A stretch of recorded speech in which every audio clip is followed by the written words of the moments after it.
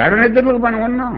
అక్కడ శరీరంతో సంబంధం లేదు, ద్వైతంతో సంబంధం లేదు, అక్కడ ద్వితీయం లేదు, లోకం లేదు, భగవంతుడు ఉన్నాడా లేదనే సమస్య లేదు, పూర్వజన్మల గొడవలు లేవు, రాబోయే జన్మల గొడవ లేదు, భూతకాలం వర్తమాన కాలం లేకపోతే భవిష్యత్తు కాలం లేదు.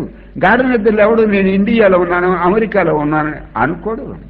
గాఢ నిద్రలో మనం లేమంటే ఉన్నాం. ఈ body less, mind less, world less, God less, అన్నీ లెస్లే. గాఢ నిద్రలో మనం అందరూ ఉన్నాం, లేవని ఎవరు చెప్పటం లేదు. గాఢ నిద్రలో మనం ఉన్నాం.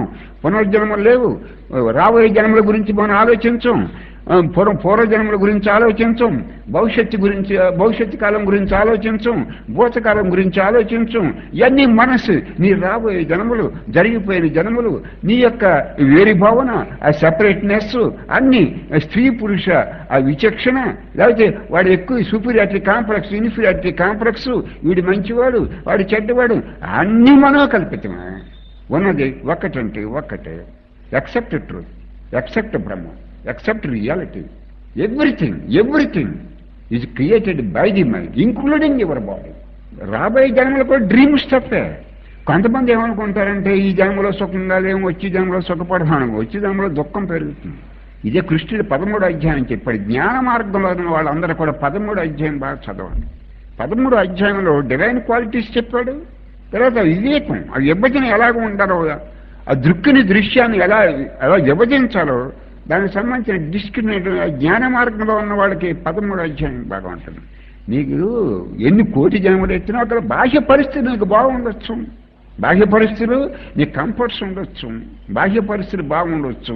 నీకు సైన్స్ అని చెప్పి కంఫర్ట్స్ తీసుకొస్తుంది, కానీ నీ మైండ్ కంట్రోల్ తీసుకురాలి, రియలైజేషన్ కూడా తీసుకురాలి. అది nothing is too heavy for destiny. ఇదే గీతలో చెప్పాడు.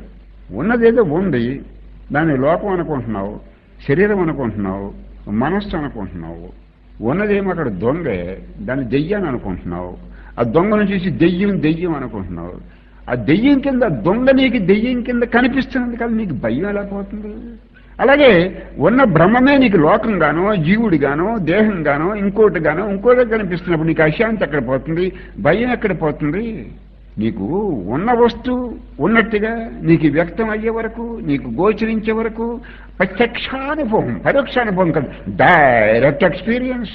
అది నీకు అనుభవం వచ్చే వరకు నిన్ను హింసించుకుంటూనే ఉంటావు. ఈ జన్మ వచ్చి రాబోయే జన్మలో కొన్ని అశాంతి వెంటాడుతూ ఉంటుంది, దుఃఖం వెంటాడుతూ ఉంటుంది.